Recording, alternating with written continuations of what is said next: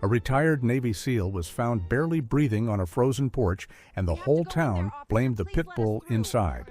But the dog in the crate was not acting guilty. It was staring at something no one else noticed. Then, an FBI agent's German Shepherd walked past every clue and stopped at one impossible place. If you believe God can uncover what humans miss, leave amen. On the second Friday evening of January, Ogantz wore winter like a quiet gray coat. The row houses along the narrow North Philadelphia street stood shoulder to shoulder beneath the pale glow of porch lights, their brick faces damp from the cold, their windows holding small squares of yellow warmth. A thin wind moved through the bare branches and rattled an old street sign at the corner, making it sound almost like a warning bell. Lydia Rowan stepped off the city bus with a canvas library bag tucked beneath one arm and her wool scarf pulled high against her chin. She was 51, small-framed, with soft brown skin, dark hair streaked with silver, and the patient eyes of a woman who had spent half her life helping children find the right book and elderly neighbors find the right chair. She worked at the Ogantz Community Library, where she ran the Children's Reading Corner and a Thursday afternoon book club for seniors who came more for kindness than for fiction. All day, she had been thinking of home. Friday night meant chili.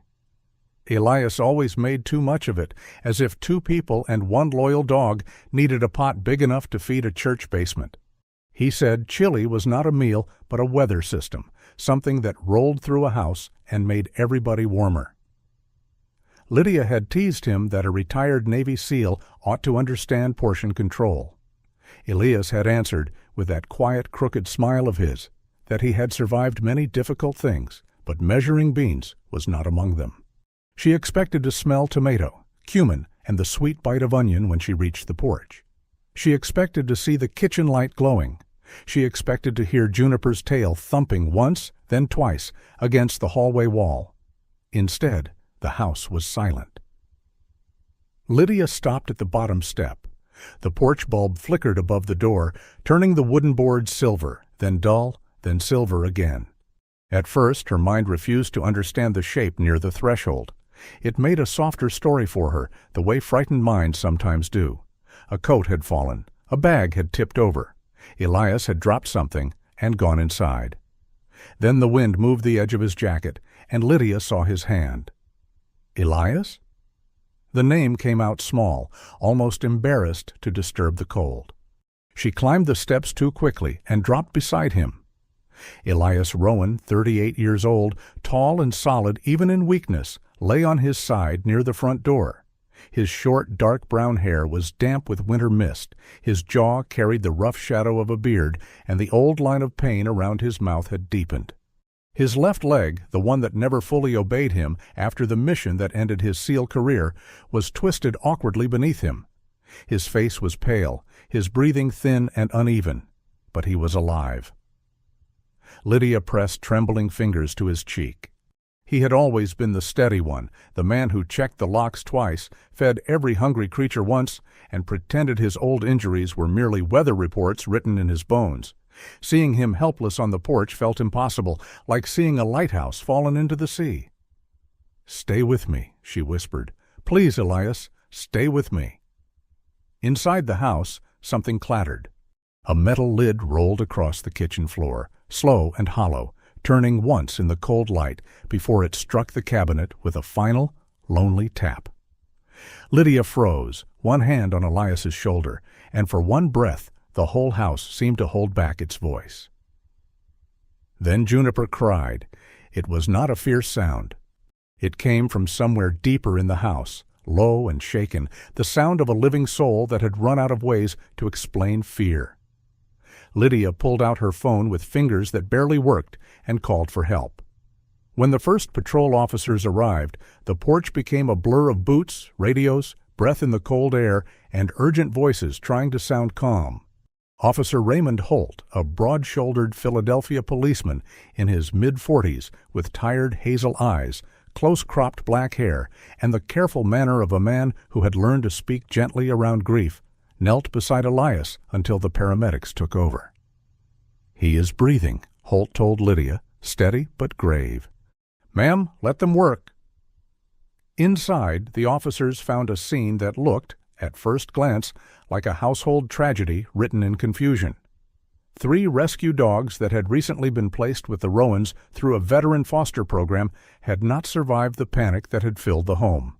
A registered handgun lay near the hallway, and the furniture showed signs of a desperate struggle for safety. But the 4th dog, Juniper, was alive.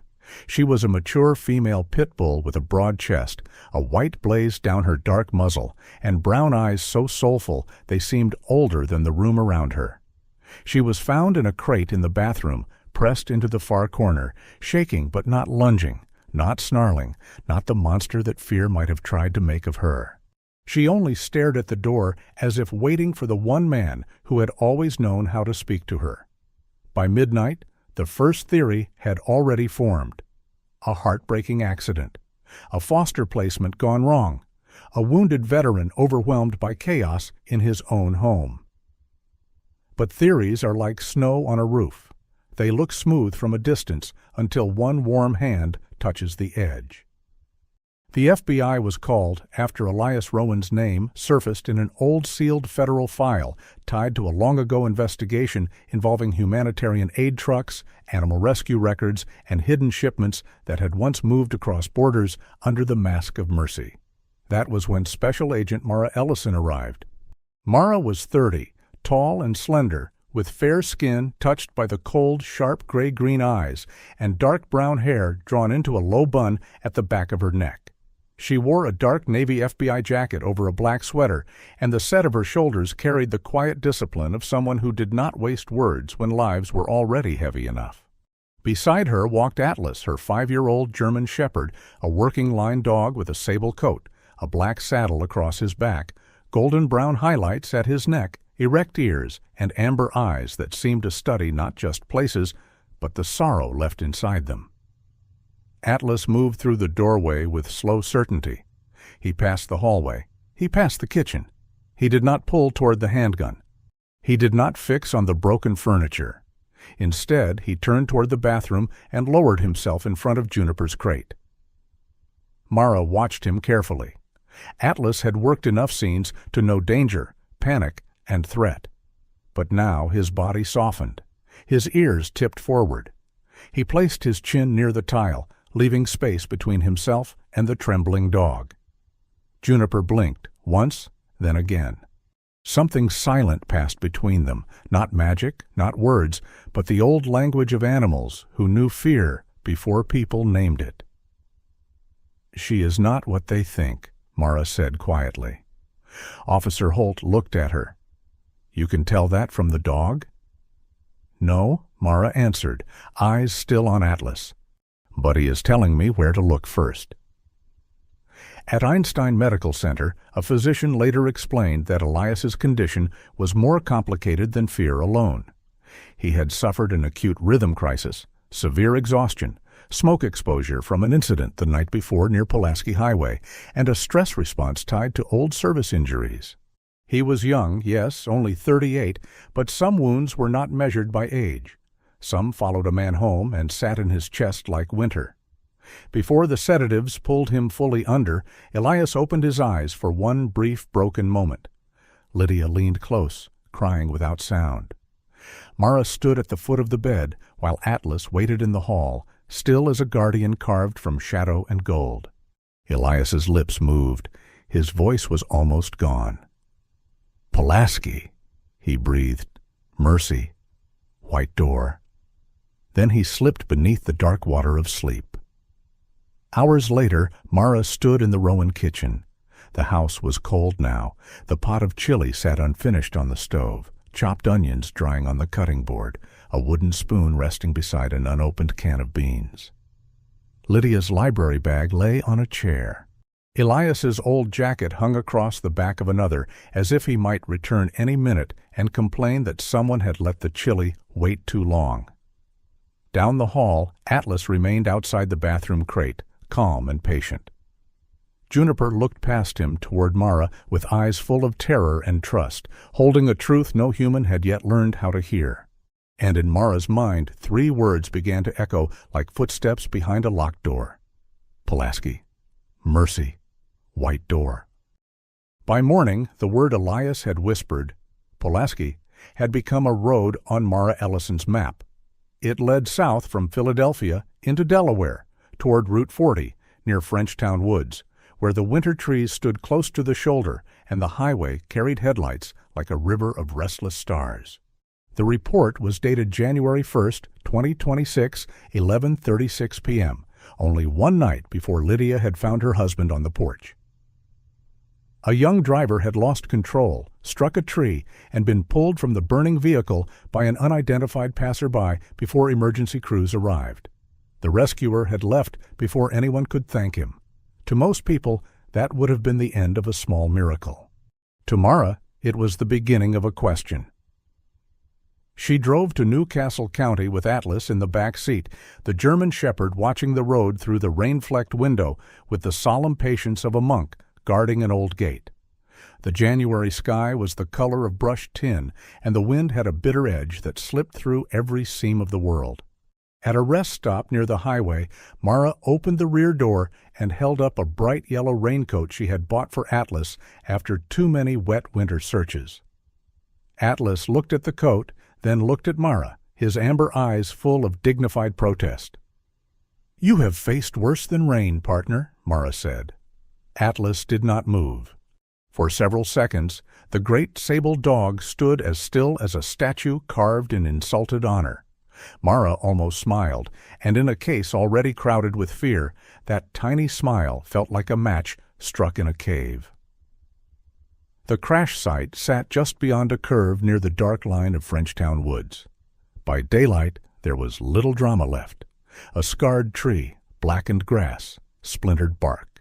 Small pieces of glass glittering in the roadside gravel like frozen tears. But Mara had worked enough scenes to understand that daylight was often a poor witness. It cleaned the terror from places too quickly. She crouched near the shoulder while Atlas moved slowly along the edge of the road, his nose low, his ears forward, searching through layers of rain, rubber, smoke, and cold mud. The fire crews had done their work. Traffic had resumed. Yet some part of the night remained. Noah Bell was waiting at a small county office not far away, wrapped in an oversized gray hoodie, his left wrist bandaged and his face still pale from the shock of survival. He was 22, thin and long-limbed, with sandy blonde hair that refused to lie flat and blue eyes made older by one terrible night.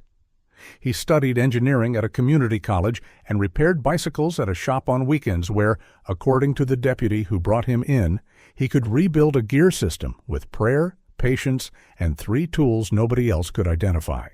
Noah had the nervous politeness of a young man who had been raised to say thank you even when his world had tilted sideways. His fingers kept worrying the edge of his sleeve. "I remember the heat first," Noah said, looking down at the table. "Then the glass, then someone yelling at me to stay awake." He swallowed. I could not see his face clearly. There was smoke everywhere. But I remember his hand. Mara waited. She had learned long ago that silence could be kinder than questions. "It was shaking," Noah continued, "but it still pulled me out. That is what I keep thinking about. Whoever he was hurt too. He moved like every step cost him something. But he came back for me anyway." Mara placed a photograph of Elias on the table. It had been taken from Lydia's mantel, showing him in a flannel shirt beside a raised garden bed, one hand resting on Juniper's head. Noah stared at it. His mouth opened slightly, and the color left his face again. "That is him," he whispered. "That is the man." The reason Elias had been on Pulaski Highway was not chance. Noah had arranged to meet him at a closed-service pull-off nearby. His mother, Caroline Bell, had passed away months earlier after a long illness. She had been a careful woman with narrow shoulders, warm brown eyes, and a habit of keeping receipts in labeled envelopes as if order itself could protect the people she loved. For years, she had worked as a bookkeeper for Harbor Light Mercy Foundation. Before her final hospital stay, she left Noah a note in a blue folder. "If something does not make sense, find Elias Rowan. He knows where the old road begins." Noah had not understood. Not then. He only knew his mother had been frightened by numbers that did not belong where they were. Payments hidden beneath rescue fees, transportation costs tied to animals that seemed to appear twice in different states, and donors whose names changed but whose accounts led back to the same shadows. She had saved copies on a USB drive. Noah had called Elias 2 days before New Year's. They had agreed to meet quietly. But before Noah reached the pull-off, a black SUV began following him. A truck rushed past the county office window, and its tires hissed over wet pavement with the sudden sound of flames breathing. Noah flinched so hard his chair scraped the floor. For one suspended second, the room went still, and Mara saw the highway return in his eyes. "It came up behind me," Noah said, voice thinner now. "No headlights at first, then too close. I moved over. It moved with me. I thought maybe it was some impatient driver, but then it stayed there. When I looked in the mirror, I saw a dark shape, big grill, tinted windows. After the curve, I do not remember much." "Where is the USB now?" Mara asked gently. Noah closed his eyes. "I had it in my jacket pocket. After the crash, the jacket was gone. The hospital gave me back a bag of things, but not that." Mara did not like the shape forming in her mind. If Noah's call had been monitored, then someone inside or near Harbor Light knew he was going to Elias. The crash had not needed to be perfect. It only needed to stop a nervous young man long enough for the evidence to vanish. Elias, driving behind by a few minutes, had changed the ending. He had pulled Noah from the car, and in doing so, he had announced to the wrong people that he was still willing to stand in their way. The burned jacket was stored with Noah's recovered belongings. Mara brought Atlas in only after receiving permission, keeping the search precise and controlled.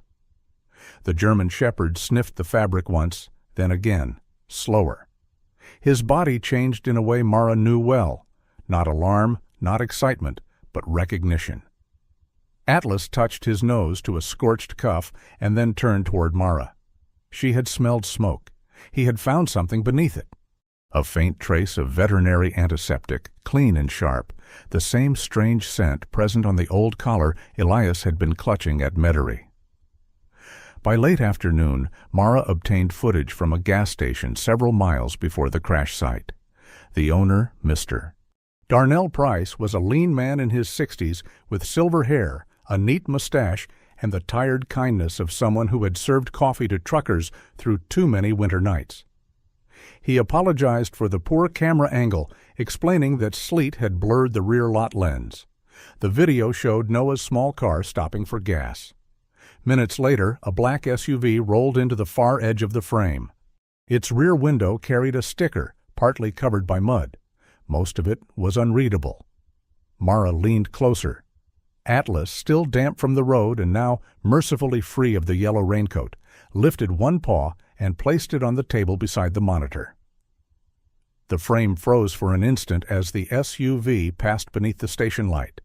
A curved mark appeared on the glass. Not enough for court, not yet, but enough for Mara's pulse to tighten. Harbor Light.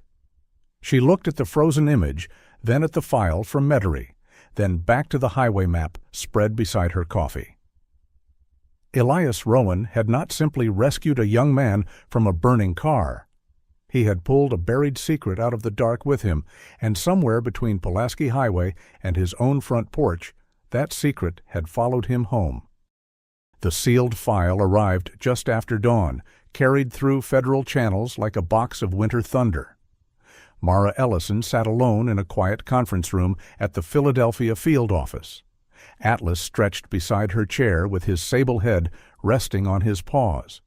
Outside the window, the city woke beneath a pale January sky, buses sighing at corners, steam lifting from street vents, ordinary life moving forward with the stubborn grace of people who did not know a wounded man lay between yesterday and tomorrow. Mara opened the file marked 2014 and felt the case change shape beneath her hands. Elias Rowan had not always been the man with tomato plants in raised wooden beds and chili simmering on Friday nights. At 26, he had been part of a Navy SEAL team assigned to support a federal investigation into a humanitarian network that had gone rotten at the root. On paper, the network moved medical aid, animal rescue supplies, veterinary medicine, and portable crates for displaced pets in crisis zones. In truth, someone had hidden money, encrypted records, and names behind those soft words. Mercy had become a mask. Rescue had become a road with no honest map. The mission had ended badly. The official report used careful language, the kind government paper uses when it does not want grief to spill over the margins. A warehouse, a convoy, confusion, lost communications. Elias had suffered severe injuries to his left leg, chest, and lungs. 2 of his teammates had not come home. The file named Calder Voss as the suspected organizer, a smooth operator with gray eyes, dark tailored suits, and a talent for disappearing before blame could catch him. But Elias had added one handwritten note during his recovery interview, the words shaky, almost angry. Voss was afraid of someone. A woman in white opened the door. There were only fragments. Elias remembered a white door at the back of a medical storage wing. He remembered a woman in a lab coat turning a key. He remembered a voice on the radio giving an order in calm, educated English. He remembered something small on her wrist, a mark shaped like a lighthouse or a flame, seen only for a second before smoke. Shouting and pain swallowed the memory. He had not known her name. The report suggested trauma might have blurred his recall. Mara read that sentence twice. It had the polished cruelty of men who preferred a clean file to an inconvenient survivor. At Einstein Medical Center, Lydia Rowan sat beside Elias with a book open in her lap. She wore the same blue cardigan she had worn at the library for years, soft at the elbows, with a small embroidered bird near the pocket where children often tucked paper bookmarks for her to find. Her dark hair, threaded with silver, had been pinned neatly that morning, though grief had loosened a few strands around her face. She was reading aloud from an old adventure novel, not because Elias could answer, but because Lydia believed a familiar voice could sometimes cross distances medicine could not measure. The room smelled of antiseptic, winter coats, and the weak coffee from the family waiting area. "He liked this chapter," Lydia said when Mara entered quietly. "The hero gets lost and refuses to admit it for 13 pages.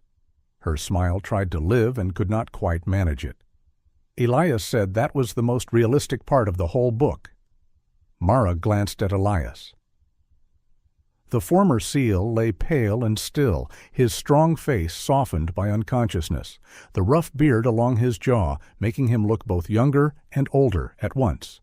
Tubes and monitors surrounded him in their orderly mercy. His left hand rested outside the blanket. Lydia had placed his old wedding ring back on his finger after the nurses removed it during treatment. It looked loose now, and that small detail pressed on Mara's heart more than she expected. On the chair near the wall lay Elias's old jacket, folded but unwashed. Lydia had brought it from the house and refused to let anyone take it. "It still smells like him," she said, almost apologizing. Smoke, peppermint, cedar soap, and that terrible chili powder he swore was mild. She touched the sleeve as if the cloth might answer. "I know it is foolish." "No," Mara said. "It is not." A monitor beside Elias gave a sudden sharp beep, bright and thin as a bird striking glass. Lydia's book slipped from her hands and fell open on the floor. For one breath, every person in the room stopped moving, as if hope itself had stepped too close to the edge. A nurse came in quickly and adjusted the line. Elias's rhythm settled. Lydia pressed both hands to her mouth, trembling. Mara bent to pick up the book, and when she straightened, the door opened again. Dr. Miriam Vale entered with a bouquet of white lilies and a face so gentle it seemed made for grief. She was 62, tall and elegant in a cream wool coat, her silver hair gathered in a low bun at the nape of her neck. Her skin was fair, lightly lined, and her blue eyes carried the practiced warmth of a woman who had comforted donors, widows, veterans, children, and frightened animals in equal measure. A slim silver bracelet circled one wrist. Soft brown leather gloves covered her hands. She moved like someone accustomed to being welcomed before she spoke. "Lydia," she said, her voice low and tender. "My dear, I came as soon as I heard." Lydia rose, and Miriam folded her into an embrace with the ease of a mother at a church door. She spoke of hospital costs, veteran support funds, temporary housing if Lydia needed it, and how Harbor Light Mercy Foundation would stand with the Rowans through every step. Two nurses paused near the doorway with visible admiration. Even the young physician checking Elias's chart seemed relieved by Miriam's presence, as if kindness had put on a cream coat and walked into the room. Mara introduced herself. Miriam turned with a soft, composed smile. "Agent Ellison. Elias has helped our programs for years, quietly of course. He never liked praise. Men like him carry pain as if it were a private oath." It was a beautiful sentence, too beautiful perhaps. Mara felt no certainty, only the faintest tug of caution. Miriam spoke with the grace of someone who knew exactly which words made a room relax. Atlas had waited in the hallway under hospital policy, seated beside a chair near the nurse's station. When Miriam stepped out after placing the lilies near the window, Atlas did not grow tense. He did not growl, bark, or pull. He simply lifted his head and watched her gloves. His amber eyes followed her hands until she disappeared around the corner. Then he stood and guided Mara not toward Miriam, but toward a small disposal bin near the visitor sink. Inside, beneath a paper towel, was a round cotton pad carrying a clean medicinal scent, sharp and deliberate, like something used to erase another smell. Mara sealed it quietly. It was not proof, not even close, but it belonged in the growing space between what the world admired and what Atlas could not ignore. Later, as evening lowered itself against the hospital windows, Elias stirred. Lydia leaned close, hope and fear crossing her face like passing clouds. His eyes opened only halfway. He looked not at Lydia, not at Mara, but somewhere beyond them, toward a memory neither woman could see. "The white door," he whispered. His voice scraped the air, faint and broken. It opened again. Then he slipped back under. Mara stood outside the room minutes later as a local news camera caught Miriam Vale holding Lydia's hands, promising support in a voice warm enough to make strangers believe in goodness again. Atlas sat beside Mara, still as a carved guardian, his gaze fixed on the brown leather gloves folded beneath Miriam's arm. For the first time, Mara wondered whether perfect kindness could sometimes be less like sunlight and more like a curtain, thick enough to hide a door no one was meant to open. Havenbrook looked like the kind of northern town people painted on Christmas tins long after Christmas had gone. It sat near the wide, cold brightness of Lake Erie, with pine trees along the ridge, white church steeples above the rooftops, and a small square where shop windows glowed amber against the pale snow. By the time Mara Ellison and Atlas arrived, the morning sun had broken through the clouds, laying clean light across the sidewalks as if the whole town had nothing to hide. That was the first thing Mara distrusted. Places that looked too peaceful often kept their secrets folded neatly behind curtains. Harbor Light Mercy Foundation stood on a gentle hill outside town, a handsome property with white fencing, cedar-sided kennels, a small veterinary clinic, and a blue sign painted with a lighthouse and a paw print. The air smelled of pine, disinfectant, and warm straw. Volunteers in matching fleece jackets carried bowls, blankets, clipboards, and cheerful smiles. There were photographs on the walls of elderly women holding tiny dogs, veterans walking beside gentle companions, and children reading picture books with therapy animals curled at their feet. Dr. Miriam Vale's name appeared everywhere, but always softly, never shouting. Founder, sponsor, friend. The more Mara looked, the more she understood why people loved her. Miriam had not built a mask from lies alone. She had built it from real kindness, polished until nobody could see what stood behind it. Before visiting the foundation, Mara stopped at Maple Bell Diner on Main Street. The diner had red vinyl booths, fogged windows, and a bell above the door that rang like a small domestic blessing. Behind the counter stood Dottie Mae Harlan, 68, round-faced and lively, with silver curls pinned under a blue headband and a flowered apron tied around her waist. Her hands were quick, her voice quicker, and her heart, Mara suspected, much softer than her opinions. Dottie poured coffee before asking questions, which in Havenbrook seemed to count as hospitality and interrogation at once. "You're here about Elias Rowan," Dottie said, setting a mug in front of Mara. Poor man, always quiet, always polite.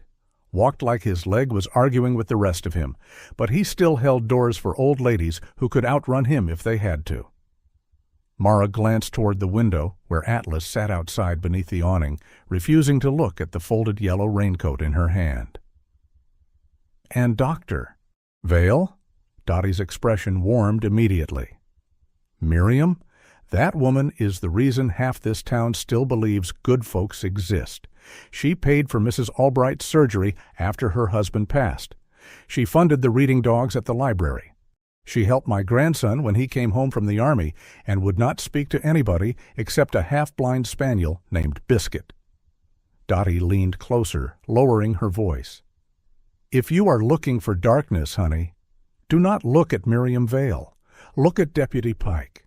That man has been sweating through winter like July found him guilty." Deputy Warren Pike was not difficult to find. He arrived at Harbor Light just after noon in a county cruiser, stepping out with the heavy impatience of a man who did not enjoy questions unless he was asking them. Pike was 46, broad through the shoulders, with a thick brown beard, flushed cheeks, and small gray eyes that moved too fast. His uniform was neat, but his temper wore wrinkles all over him. A former high school football hero, according to Dottie, Pike had never fully adjusted to a world where people stopped cheering when he entered a room. He greeted Mara with a stiff nod and avoided looking at Atlas. "I already gave Philadelphia what I had," Pike said. "Foster transport records, intake logs, camera requests." This was a tragic placement issue, not some federal storm. "Then you will not mind answering again," Mara said. He minded. That much was clear. He stumbled over dates, claimed 2 cameras had failed during the week of Elias's foster placement, and could not explain why his office had approved transport paperwork after normal hours. He admitted arguing with Elias several days before the Metairie incident, but insisted it was veteran pride and dog-handling opinions. Nothing more. It was enough to make any investigator circle his name in red.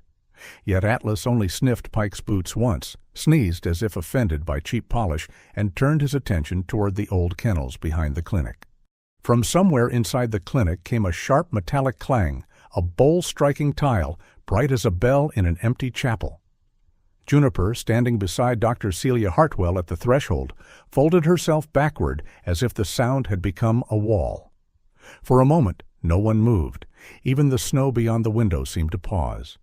Dr. Celia Hartwell lowered the bowl gently with both hands. She was 44, pale from long nights and too much fluorescent light, with copper-red hair twisted into a loose knot, clear green eyes, and the blunt manner of someone who preferred animals because they did not pretend. She ran an independent veterinary practice 2 towns over and had agreed to evaluate Juniper away from police noise. "Easy, girl," Celia murmured. "Nobody is asking you to be brave all at once." Juniper stood trembling near the doorway, her dark muzzle marked by the white blaze Mara remembered, her brown eyes fixed on the strip of floor between one room and the next. She did not pull, snap, or bare her teeth. She simply could not cross. Atlas stepped forward, then stopped several feet away. He did not crowd her. He lowered himself onto the floor, chin down, amber eyes soft, making his large body small by patience alone. Juniper blinked at him. Her pause shifted. 1 inch, then another. It was not a breakthrough anyone would photograph for a brochure, but to Mara it felt holier than half the words painted on Harbor Light's walls. Celia handed Mara the original behavior reports. "These 3 foster dogs sent to the Rowans were not listed correctly," she said quietly. "The public files say stable, veteran-compatible, low-stress placement approved. The source notes say controlled environment recommended, limited household exposure, advanced handling only. Someone changed the reports. Someone with access, Celia said. And someone who knew exactly which words would make a veteran foster program approve them. That made the shape of the Metairie incident darker, but also clearer. The goal had likely not been open disaster. Too messy, too uncertain. A foster placement failure, however, could create confusion, overwhelm Elias, pull attention away from missing evidence, and give someone time to enter the house under the cover of emergency response and paperwork. But Elias had resisted. He had locked Juniper away, perhaps to protect her, perhaps to protect what she carried. The plan had slipped from control, as cruel plans often did when they mistook living beings for tools. In the foundation office, Mara found donation ledgers from years earlier. Most entries were clean, even generous. Real surgeries, real food drives, real therapy programs. Then, buried beneath a scanned archive from late 2014, she found a large restricted donation routed through an international aid trust. The initials on the authorization line were only MV, not a name, not proof. But another small stone on the path toward the white door. Late in the afternoon, Atlas returned to the old rear storage building, ignoring Pike, the volunteers, and the polished clinic entrance. He nosed along stacked hay, paused, and began scraping gently at the clean straw beside a loose board. Mara knelt and lifted it. Beneath lay a metal box, cold and dull, hidden where no visitor tour would ever look. Inside were old dog collars, dozens of them, their microchips removed. One collar had a narrow hidden slit in the lining, nearly identical to the one Elias had clutched on his porch. Mara held it in her gloved hand as the winter light faded behind Harbor Light's perfect white fences.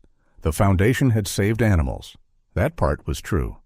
But it had also hidden something inside the language of mercy. And now Atlas had found the first small door.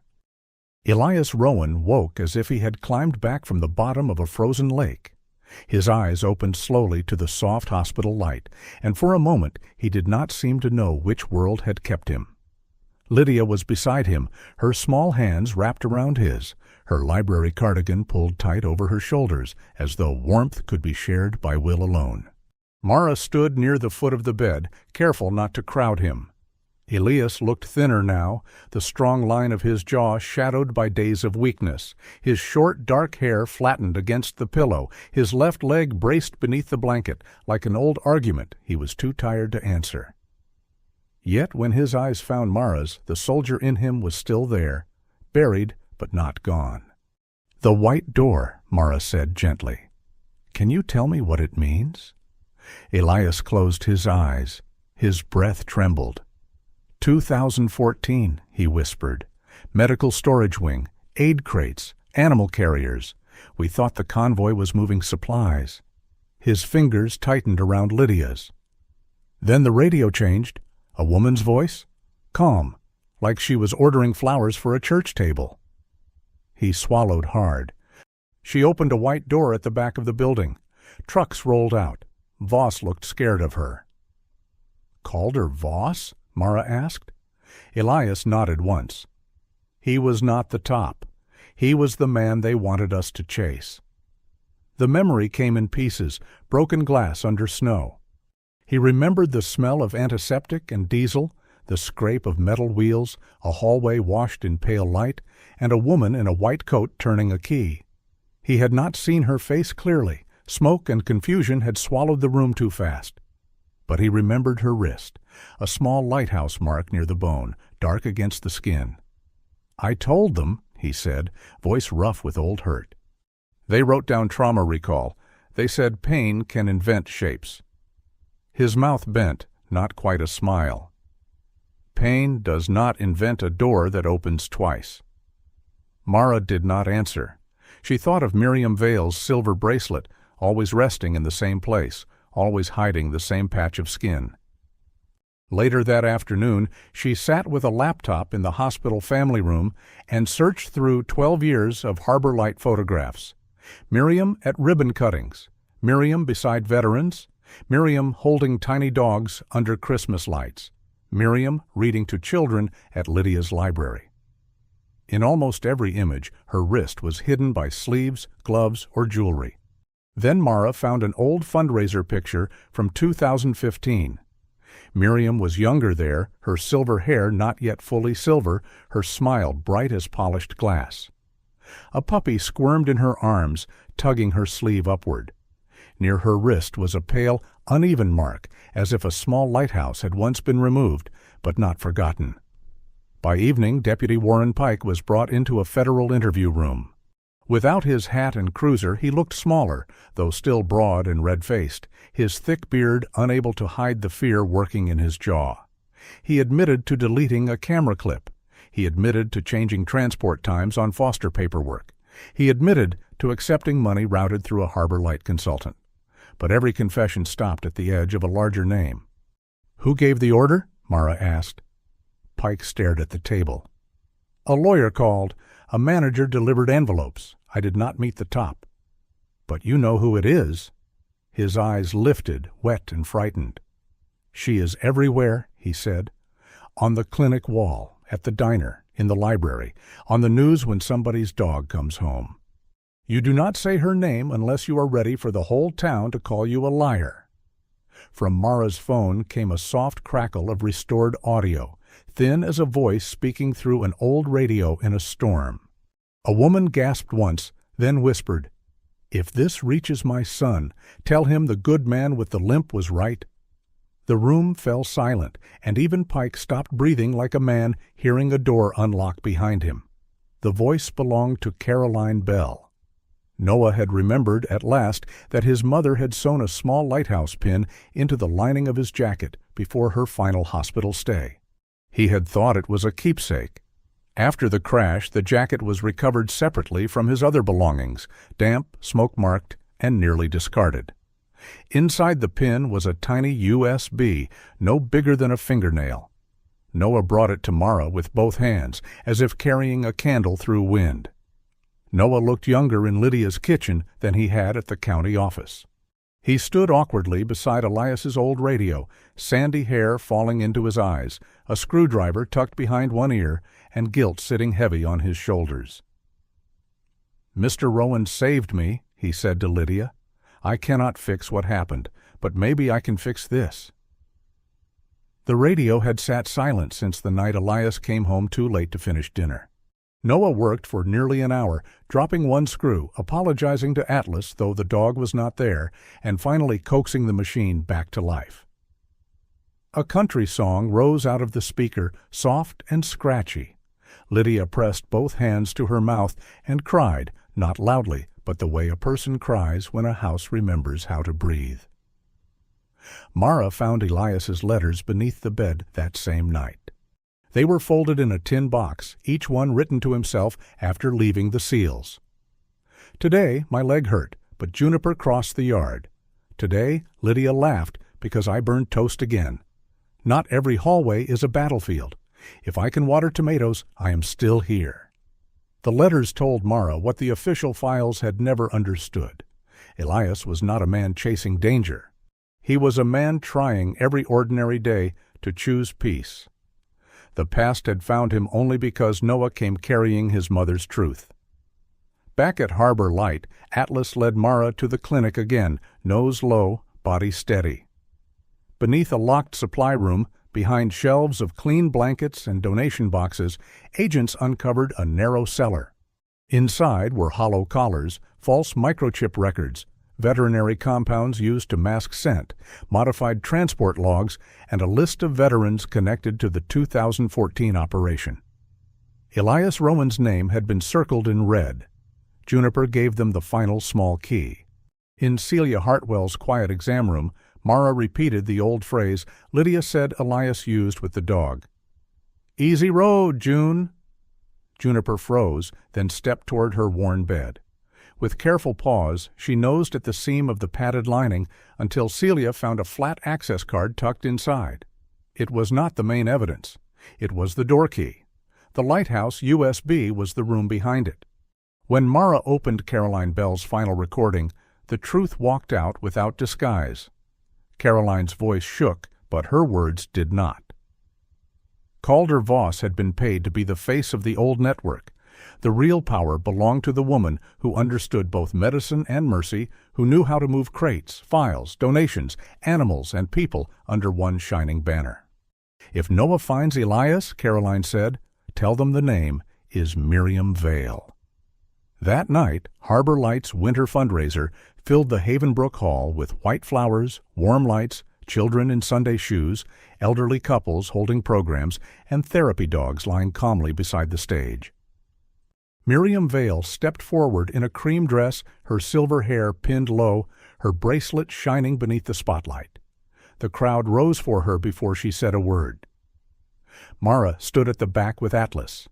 In her earpiece, Caroline Bell's last sentence played again. "The name is Miriam Vale." On the screen behind Miriam, rescued dogs blinked beneath golden music. On the stage, the town's angel smiled and began speaking about mercy, second chances, and the sacred duty to protect the voiceless. Atlas did not bark. He did not move. He simply looked at her, still and solemn, like judgment waiting for the final bell. Snow fell over Havenbrook with the softness of a blessing no one had earned yet. Outside the town hall, pine branches bent beneath a thin white veil, and the windows glowed gold against the winter dark. Inside, Harbor Light Mercy Foundation's winter fundraiser looked like a scene from a Christmas card tucked away too late in January. There were white flowers on every table, framed photographs of rescued dogs along the walls, elderly couples holding paper programs, children in polished shoes whispering beside therapy animals, and a piano playing softly near the stage. At the center of it all stood Dr. Miriam Vale, elegant in a cream dress, her silver hair pinned low, her voice warm enough to make strangers believe the world was still gentle. Mara Ellison watched from the rear of the hall with Atlas beside her. The German shepherd's sable coat caught the low light, his black saddle dark as midnight, his amber eyes fixed on the woman at the microphone. Miriam spoke of mercy, of second chances, of the sacred duty to protect the voiceless. Every sentence landed like a hymn. The people of Havenbrook listened with wet eyes and folded hands, never imagining that beneath the clinic they praised, federal agents were now sealing files, copying financial records, photographing hidden collars, and tracing accounts that had once carried a much older secret across borders and years. Mara did not move too soon. Justice, she knew, had to walk on firm ground. While Miriam held the town's attention, the FBI team finished its search of the office, clinic, storage cellar, and digital accounts. Dr. Celia Hartwell, pale but steady in a dark green coat, stood near a side corridor with Juniper on a soft lead. Celia's copper-red hair was pinned back, her tired green eyes sharp with purpose. Beside her, Noah Bell shifted from foot to foot, sandy hair falling over his brow, hands tucked into the sleeves of his gray sweater. He looked nervous, still young enough to seem surprised by his own courage, but he stayed. Across the room, Lydia Rowan sat beside Elias, who had insisted on coming despite the weakness in his body. Elias wore a dark jacket over a clean shirt, his face still lean from recovery, his beard trimmed short, his left leg braced beneath the chair. Lydia kept one hand over his, as if anchoring him not to the case, but to life. The evidence now told a single story. Noah had been followed because he carried the USB his mother had hidden. Elias had met him on Pulaski Highway and pulled him from the burning car before the night could close around him. After that, Elias had been targeted at home. The 3 foster dogs sent through Harbor Light had been placed under altered records, not as villains, but as living beings pushed into the wrong setting by human hands. Juniper had been kept apart because Elias trusted her and because she held the access key that made Caroline Bell's USB usable. Deputy Pike had changed camera records and transport paperwork, but he had only been a fearful gatekeeper. Harbor Light was the polished face of the network Elias had crossed in 2014. Miriam Vale was the woman behind the white door. A sudden burst of applause cracked through the hall like ice splitting across a frozen lake. Miriam smiled and lifted one gloved hand to her heart. For one suspended second, Mara saw the whole town rise for her and felt the ache of knowing how deeply a beautiful lie could be loved. Then Miriam's smile faltered. A message flashed across the tablet on the podium. Perhaps it was a warning from an office line gone silent, or a signal from a staff member who had seen federal badges in the clinic. Her eyes moved once toward the side exit. It was small, almost invisible, but Mara saw it. So did Atlas. Miriam stepped away from the microphone while the applause still covered the silence she left behind. She moved through the side curtain with graceful control, her cream dress brushing the dark wood floor. In the corridor behind the stage, the music became muffled, and the warmth of the hall thinned into the cooler air of service doors and stacked chairs.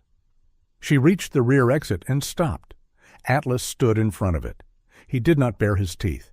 He did not make a sound.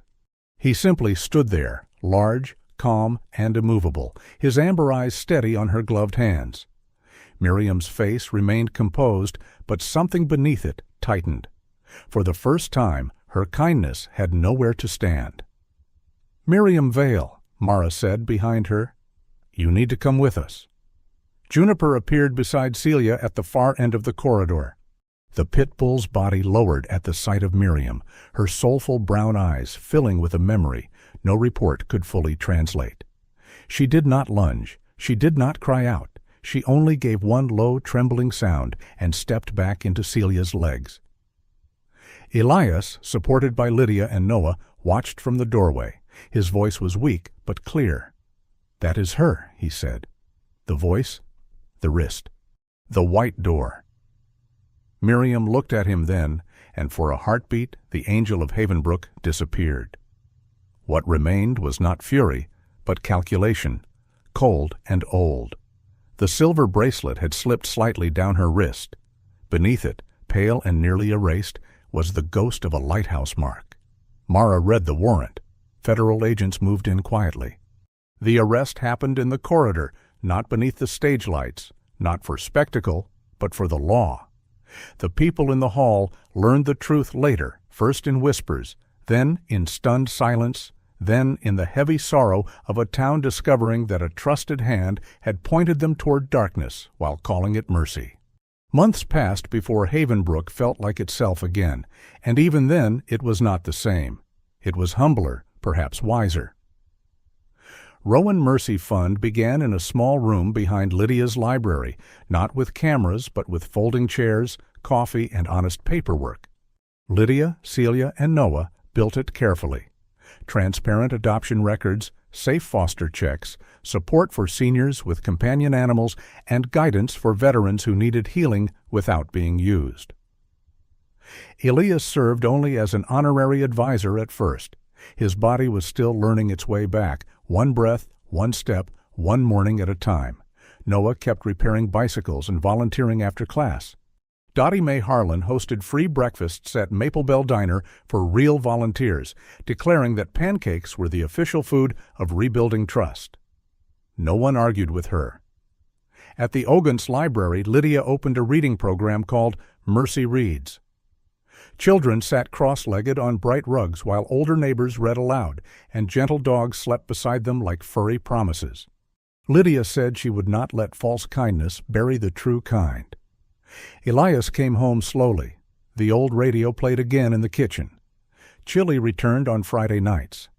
Behind the house he planted tomatoes in raised wooden boxes and joked that it was a garden for a soldier who disliked bowing to the ground. Juniper came home too. On a bright northern morning, Mara visited the Rowans with Atlas. The porch had been repaired. Sunlight warmed the boards where fear had once waited.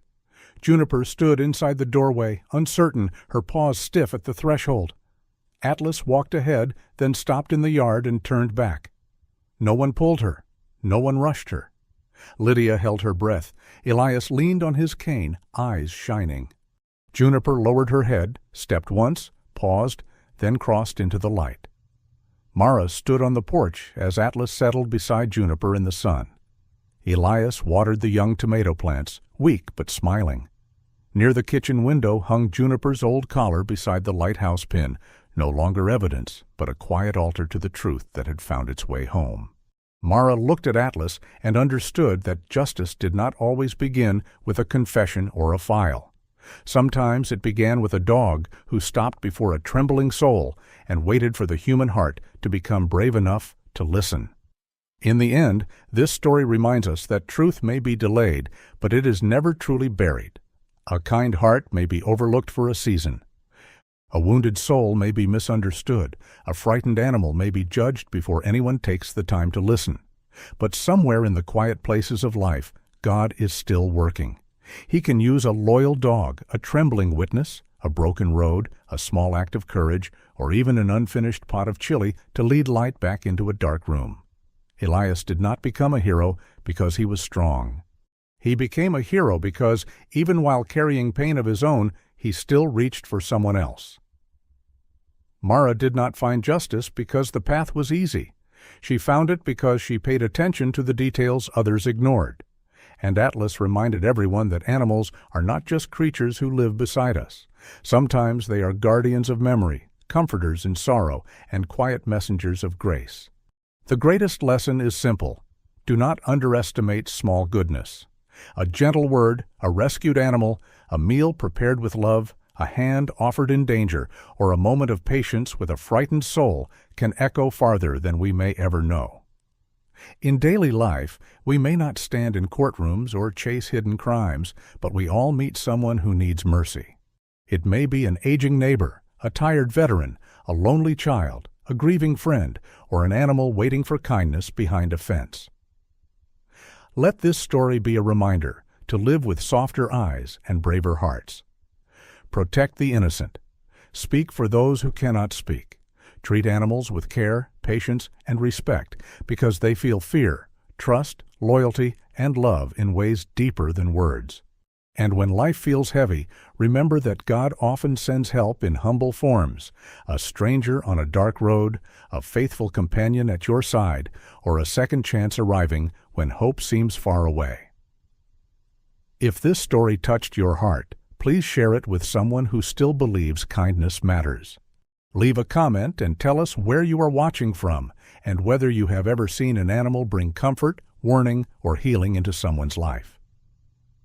Subscribe to the channel for more stories of faith, courage, loyalty, and the quiet miracles that still happen among ordinary people. May God bless you, your family, and every loyal animal who has ever made a home feel less lonely. May He guide your steps, protect your heart, and help you become a light for someone who is still waiting in the dark.